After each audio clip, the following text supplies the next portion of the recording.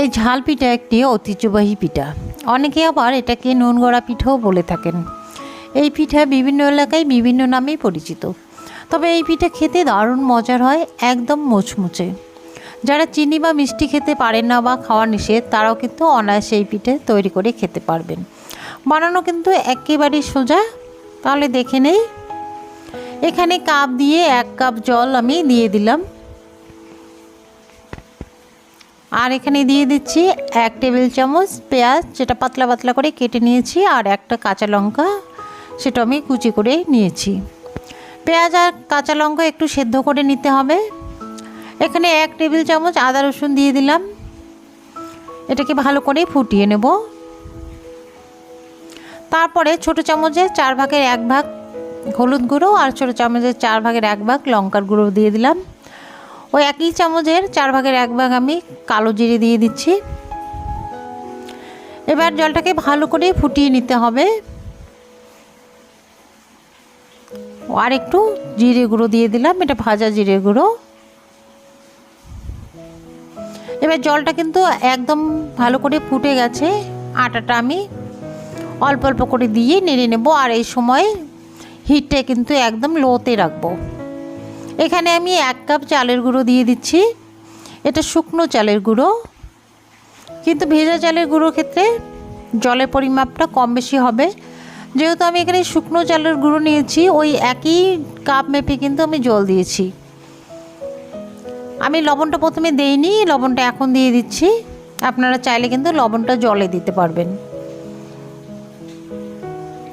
এবার একটু লো হিটে নেড়ে চেড়ে এটাকে রান্না করে নিতে হবে। আর সব শেষে দিয়ে দিচ্ছি কারি পাতা, যেটা একদম কুচি করে রেখেছি। এখানে কিন্তু ধনে পাতাও দেওয়া যেতে পারে, তবে কারি পাতা ধনে পাতা যেটাই দেন না কেন লাস্টে দেবেন, তাহলে এর একটা সবুজ ভাব থাকবে, দেখতেও সুন্দর লাগবে, খেতেও কিন্তু ভালো লাগবে। এটা আমার হয়ে গেছে, জলটা কিন্তু একদম শুকিয়ে গেছে। এভাবে জলটা কিন্তু একদম শুকিয়ে নিতে হবে। এবার ঠান্ডা করে একটা প্লেটে ঢেলে নেব। একটা প্লেটে ঢেলে নিয়ে গরম অবস্থায় এটাকে মেখে নিতে হবে।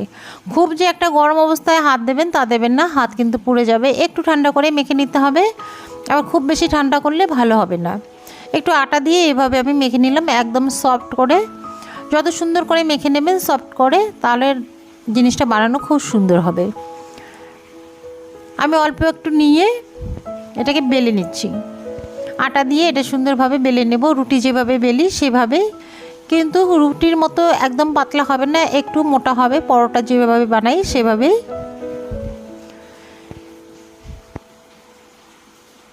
এটাকে বড় একটা রুটির শেপে বেলে নেব, তাহলে একবারে অনেকগুলো পিঠা আমার হয়ে যাবে।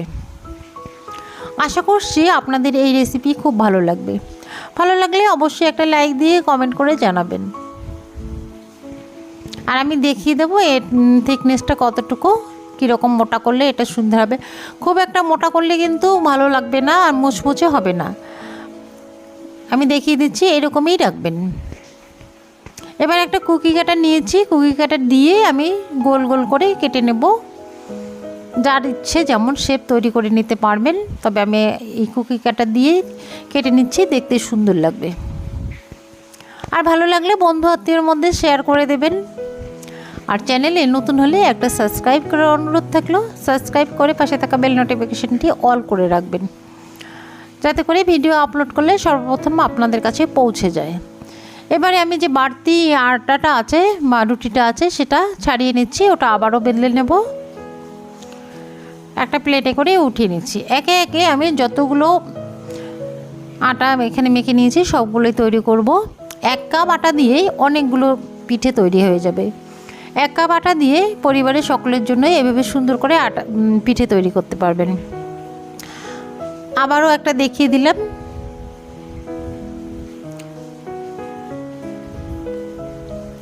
আর এটা বানানো খুবই সহজ, বাড়িতে থাকা সাধারণ উপকরণ দিয়ে বানাতে পারবেন। এটাতে কোনো বাড়তি ঝামেলাই নেই। শুধু 1 কাপ চালের গুঁড়ো দিয়ে অনেকগুলো পিঠে তৈরি করে নিতে পারবেন। এটা বাচ্চা থেকে বড় সবাই খুব পছন্দ করবে। বাচ্চারা যখন তখন এটা খেতে খুব পছন্দ করে, আর এটা সংরক্ষণ করেও অনেক দিন রাখা যায়। সবগুলো আমার বানা হয়ে গেল। আমি এটাকে একটা প্লেটেই উঠিয়ে নিয়েছি সবগুলোই। এবার ওভেনে তেল বসিয়ে দিয়েছি, সাদা তেল। তেলটাকে হাই হিট করে নিয়েছি। এটা অবশ্যই হাই হিট করে নিতে হবে। এটা কিন্তু তেলটা কম গরম করলে ভালো ফুলবে না। অবশ্যই এটাকে ভালো করে গরম করে নেবেন, আর দেওয়ার সঙ্গে সঙ্গে সুন্দরভাবে কিন্তু ফুলে উঠবে। আর যেহেতু এটা খুব মোটা করা হয়নি, পাতলা করা হয়েছে, আর দেওয়ার সঙ্গে সঙ্গে সুন্দরভাবে কিন্তু ফুলে উঠছে। দেখতেই পাচ্ছেন, দেওয়ার সঙ্গে সঙ্গে কিন্তু ভেসে উঠছে।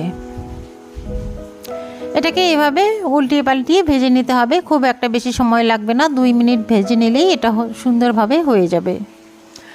আমার কিন্তু এটা সুন্দরভাবে হয়ে গেছে। তেলটা ঝরিয়ে উঠিয়ে নিচ্ছি।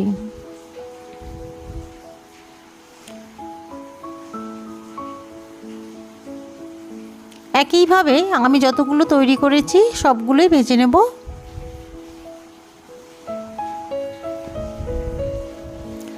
আর এটা চায়ের সঙ্গেই খান না এমনিই খান, যে কোনো সময়েই খুবই খেতে ভালো লাগে। একবার হলেও ট্রাই করবেন, দেখবেন খুব ভালো লাগবে। তবে এটা গরম ঠান্ডা যে কোনো সময়েই খাওয়া যায়। এটাও আমার হয়ে গেল। এবার এটাকেও নামিয়ে নেব।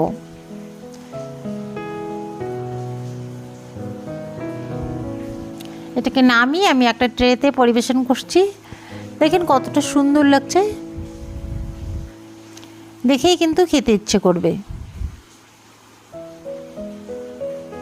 একটা ভেঙে দেখাচ্ছি, এটা অনেকটাই মুচমুচে, আর এটা পাতলা করে তৈরি করবেন, দেখবেন খুব মুচমুচে হবে। এটা খুব একটা বেশি মোটা করতে যাবেন না, তাহলে কিন্তু এতটা মুচমুচে হবে না। আজ এ পর্যন্তই দেখা হবে পরে আরেকটি নতুন রেসিপিতে। ভালো থাকবেন, সুস্থ থাকবেন। ধন্যবাদ।